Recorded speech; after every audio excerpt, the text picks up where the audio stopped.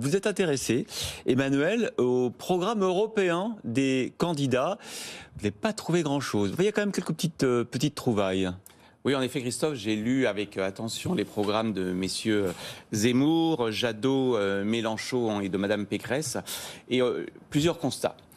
Premier constat, en effet, l'Europe est assez peu abordée.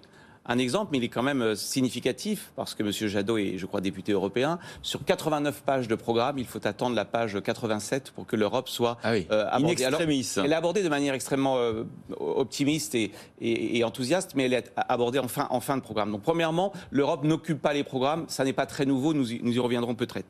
Secondement, lorsque l'Europe est abordée, elle l'est assez peu sous l'angle économique. Ouais. Ils ont oublié qu'on avait un marché unique. Exactement. Elle est plutôt abordée sous l'angle des frontières. Faut-il que la Turquie accède à l'Europe? La réponse étant clairement dans ces programmes non. Il faut moins de fédéralisme, retrouver notre, entre guillemets, souveraineté politique. Donc on est d'abord sur des enjeux institutionnels et des enjeux politiques plutôt que des enjeux économiques.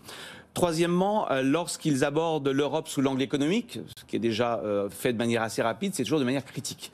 C'est l'Europe qui, en réalité, nous empêche de mener nos propres politiques économiques, c'est assez paradoxal. Et peut-être le point qui m'a le plus étonné, c'est que nous avons, parmi ces candidats, je pense en particulier à M. Zemmour, M. Mélenchon, une volonté de retrouver notre souveraineté économique. Ils parlent beaucoup de relocalisation, de reconquête de la production.